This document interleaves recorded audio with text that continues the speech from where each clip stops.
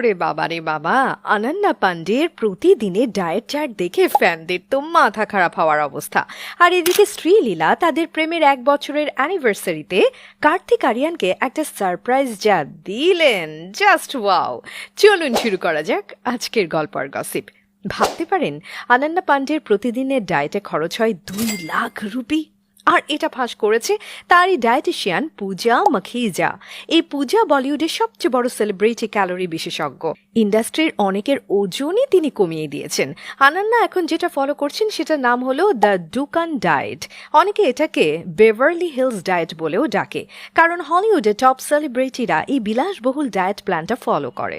ও, অনন্যা পান্ডের খাবারের রুটিনে কোনো রকম পরিশোধিত চিনি বা প্রসেসড ফুডস থাকা চলবে না।